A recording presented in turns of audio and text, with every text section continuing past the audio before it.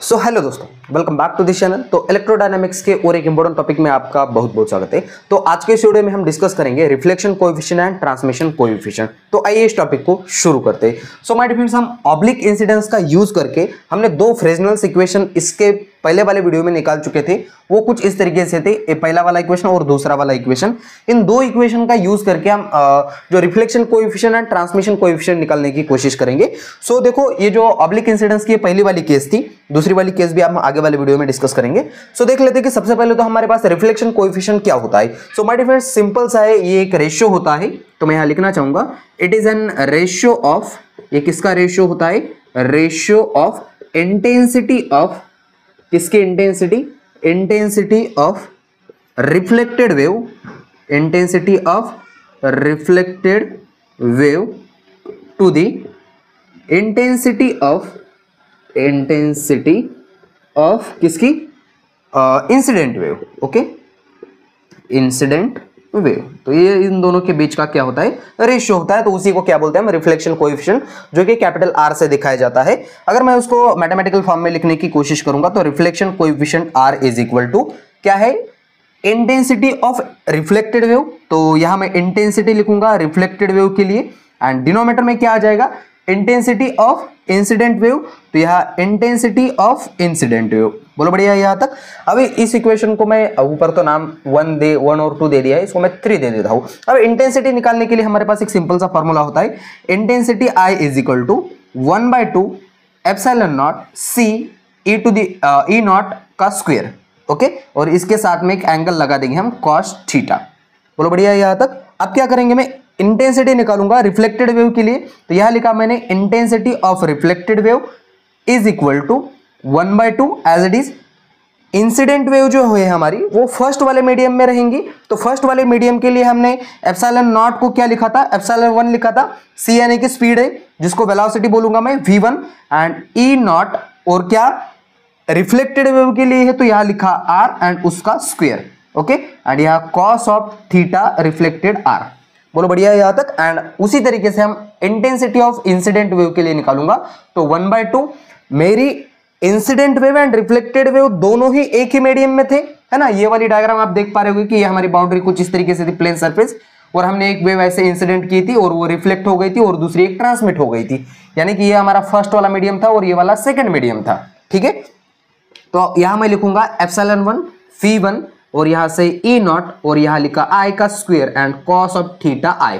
और my dear friends, और एक इंपॉर्टेंट बात, हम ये भी मान के चल रहे थे कि यहां हमारे जो थीटा जो है, theta of I is equal to theta of R होता था, है ना। ये वाली केस भी हम डिस्कस कर चुके थे कि angle of incident is equal to angle of reflected. तो क्या मैं ये वैल्यू इसमें पुटअप कर सकता हूँ रिफ्लेक्टेड वाले कोएफिशिएंट वाले फॉर्मूले में? Reflection coefficient is equal to, ऊपर है 1/2 epsilon v1 E not of are का स्क्वायर cos ऑफ थीटा। अभी थीटा आर की जगह पे क्या पुट करूंगा? थीटा आई पुट करूंगा, एंड ऑल्सो डिनोमिनेटर में 1/2 एप्सिलॉन 1 v1 ई नॉट, और यहां क्या आ जाएगा? आई का square and cos of theta आई।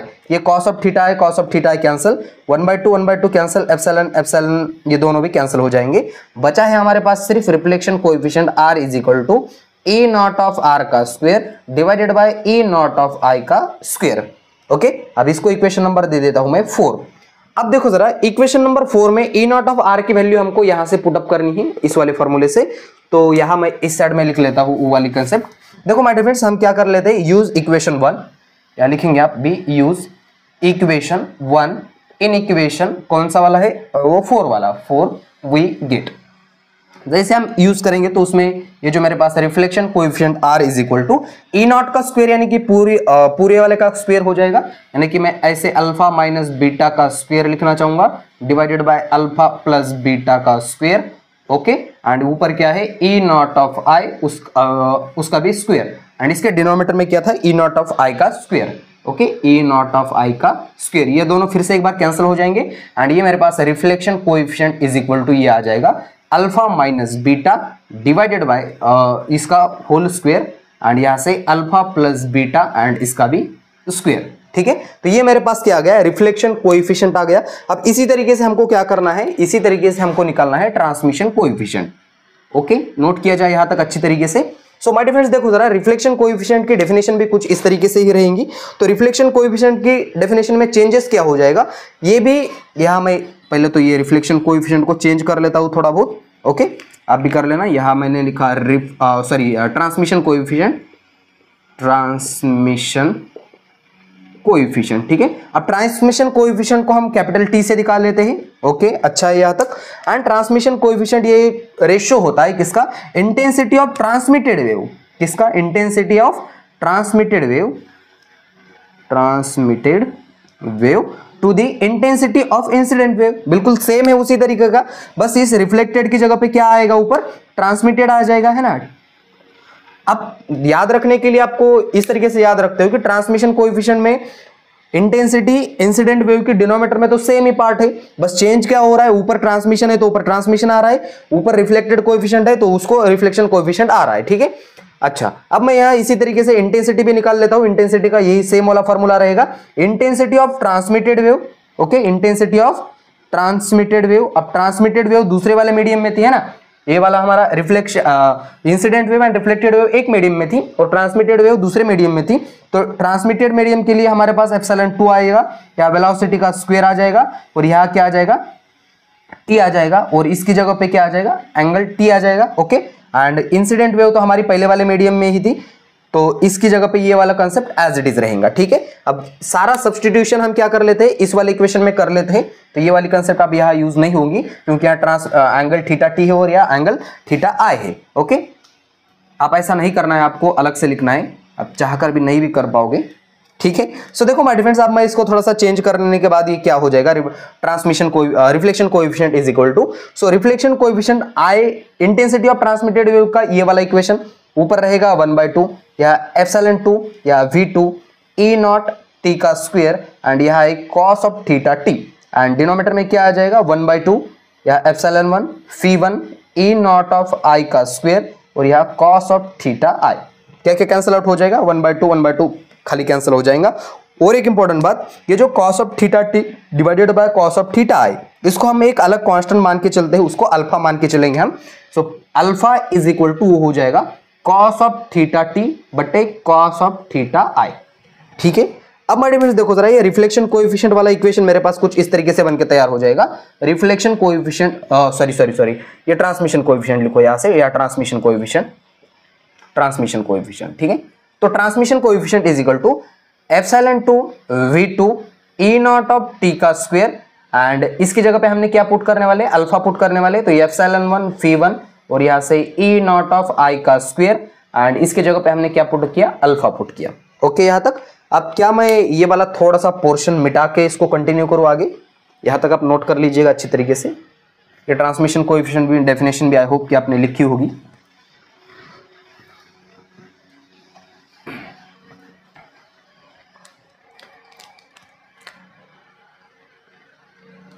सो देखो माय फ्रेंड्स, हम इस वाले ट्रांसमिशन कोएफिशिएंट तक पहुंच चुके थे। तो transmission coefficient t is equal to, और एक काम कर लेते हैं इससे पहले कि हमको ये वाला पार्ट भी पता है कि वी हैव, हमने पहले वाले चैप्टर में इसके पढ़ चुके हैं कि c square is equal to, वो होता था 1/ε0 mu not. Okay, I hope कि आपने पढ़ा होगा। सी यानी कि स्पीड ऑफ लाइट है। अगर मैं उसको वेलोसिटी लिखूं उसके पहले वाले मीडियम के लिए, अगर मैं इसको ऐसे लिखूं, पहले वाले मीडियम के लिए वेलोसिटी का स्क्वायर इज इक्वल टू, क्या ये इस तरीके से बन जाएगा, एप्सिलॉन 1 μ1, एंड सिमिलरली अगर दूसरे वाले मीडियम के लिए लिखो φ2 का square is equal to 1/ε2 μ2। Okay, क्या मैं यहां से एप्सिलॉन 1 एंड एप्सिलॉन 2 की वैल्यू निकाल सकता हूं? बिल्कुल निकाल सकता हूं। देखो जरा किस तरीके से निकलेगी। एप्सिलॉन 1 को इस तरफ भेज दिया, और यहां से 1/v1 का स्क्वायर, एंड यहां से μ1, और यहां से एप्सिलॉन 2 की वैल्यू निकाली, एंड यहां हो जाएगा 1/v2 का स्क्वायर, एंड यहां से μ2। ओके, अच्छा, अब ये दोनों एप्सिलॉन 1 एंड एप्सिलॉन 2 की वैल्यू क्या मैं इस वाले ट्रांसमिशन कोएफिशिएंट वाले इक्वेशन में सब्स्टिट्यूट कर सकता हूं? बिल्कुल कर सकता हूं। कि यहां लिखूंगा मैं substitute this value in T equation, ठीक है। ट्रांसमिशन कोएफिशिएंट वाले इक्वेशन में पुट कर रहे हैं, तो ट्रांसमिशन कोएफिशिएंट वाला इक्वेशन मेरे पास कुछ इस तरीके से बनेगा। एप्सिलॉन 2 की जगह पे हमारे का क्या आ जाएगा, ये वाला पोर्शन, यानी कि 1/v2 का स्क्वायर, यहां आ गया μ2, एंड एप्सिलॉन 1 डिनोमिनेटर में है, तो क्या मैं इसको इस तरीके से लिख सकता हूं क्या, 1 अपॉन ये डिनोमिनेटर वाला पोर्शन ऊपर चला जाएगा, यानी कि ये φ1 का स्क्वायर μ1 ऊपर चला गया, एंड यहां लिखा मैंने एज इट इज φ2 बट्टे φ1, एंड साथ में क्या है ई नॉट ऑफ टी का स्क्वायर, एंड डिनोमिनेटर में क्या है ई नॉट ऑफ आई का स्क्वायर, एंड साथ में है अल्फा। देखो जरा यहां से क्या कैंसिल आउट हो जाएगा क्या, कुछ इक्वेशन थोड़ा सा कम कर लेंगे हम।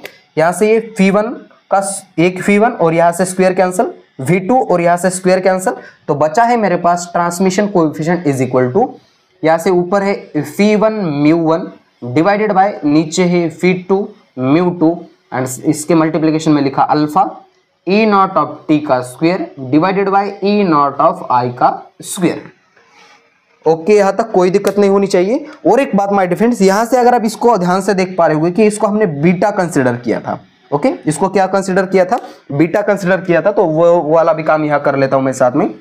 ओके, सो देखो जरा, उसको जैसे मैं बीटा पुट करूंगा तो वो मेरे पास बीटा पुट करने के बाद क्या आ जाएगा इक्वेशन, तो transmission coefficient T is equal to, उसको किया मैंने बीटा पुट, यहां लिखा alpha E not of T का स्क्वायर, यहां से देखो इक्वेशन नंबर 2 से, तो यहां मैं इसका स्क्वायर करूंगा तो ये हो जाएगा 2 अपॉन अल्फा प्लस बीटा उसका स्क्वायर, एंड साथ में क्या है ई नॉट ऑफ आई का स्क्वायर, उसका भी स्क्वायर करना पड़ेगा, एंड डिनोमिनेटर में क्या है मेरे पास अगेन एक ई नॉट ऑफ आई का स्क्वायर। इसको आप लिख सकते हो कि यहां से फ्रॉम इक्वेशन कौन सा 2। ओके, यहां तक अच्छा।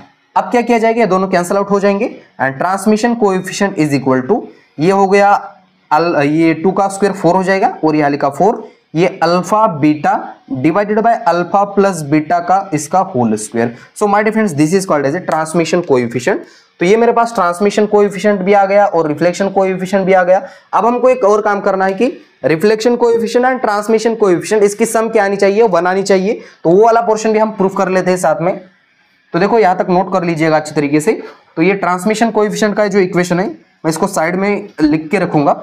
सो देखो जरा, तो ट्रांसमिशन कोएफिशिएंट का इक्वेशन मेरे पास कुछ इस तरीके से आ रहा है, t equal to 4 alpha beta sorry, and यहां से अल्फा प्लस बीटा का होल स्क्वायर। ओके, अब इन दो इक्वेशन का यूज करके हम क्या करेंगे, reflection coefficient and transmission coefficient की सम जो है 1 प्रूफ करके दिखाएंगे। ये वाला पोर्शन नोट कर लेना आप।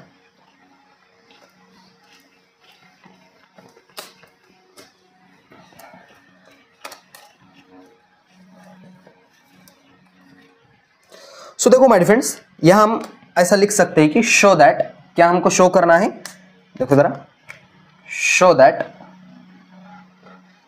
Reflection coefficient plus transmission coefficient is equal to 1 using the oblique incidence वाली पहली वाली केस का यूज करके करेंगे हम। सो देखो लेफ्ट हैंड साइड ले लेता हूं मैं पहले, तो लेफ्ट हैंड साइड में मेरे पास है r plus T is equal to, r की वैल्यू इस वाली इक्वेशन से अल्फा माइनस बीटा उसका स्क्वायर, एंड डिनोमिनेटर में है अल्फा प्लस बीटा उसका square plus 4 alpha beta divided by alpha plus beta का स्क्वायर। डिनोमिनेटर सेम है तो दो डिनोमिनेटर में से एक ही डिनोमिनेटर ले लूंगा मैं, r plus T is equal to क्या आ जाएगा ऊपर अल्फा माइनस बीटा का स्क्वायर, ऊपर वाले की एडिशन कर दी 4 अल्फा बीटा, दो डिनोमिनेटर में से अल्फा प्लस बीटा का स्क्वायर एक ही डिनोमिनेटर ले लिया। अब इसको a माइनस बी का होल स्क्वायर इस वाले फॉर्मूले से हम एक्सपांड कर सकते हैं, अल्फा का square minus 2 times of alpha beta plus beta का square and plus 4 alpha beta divided by alpha plus beta का होल स्क्वायर।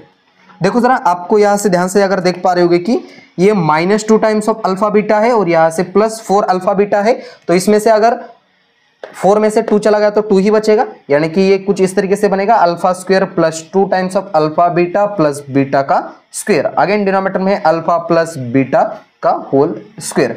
अगर इस वाले फॉर्मूले का अगर आप ध्यान से देख पा रहे हो कि अल्फा प्लस बीटा का होल स्क्वायर का फॉर्मूला है, यानी कि मैं डायरेक्टली इसको लिख सकता हूं कि अल्फा प्लस बीटा का whole square and again denominator में है अल्फा प्लस बीटा का होल स्क्वायर, एंड ये दोनों कैंसिल आउट हो जाएंगे एंड आंसर बिकम 1 और मेरे पास आ जाएगा r plus T is equal to 1, जो कि हमको प्रूफ करके दिखाना था ये वाला पोर्शन। तो इस तरीके से हम ये reflection coefficient, transmission coefficient, oblique incidence के लिए निकाल चुके हैं। अब इसके बाद वाले वीडियो में हम क्या करेंगे कि सिंपल सा जो पहली वाली दूसरी वाली केस है वो डिस्कस करेंगे। एंड आपको रिक्वेस्ट करूंगा कि इससे पहले वाला टॉपिक्स जो हम पहले इक्वेशन 1 एंड 2 डिराइव कर चुके थे, तो वाला वीडियो आप जाके जरूर देख लेना। एंड इसी वीडियो को याद देते फुल स्टॉप। तब तक के लिए वेरी ऑल द बेस्ट।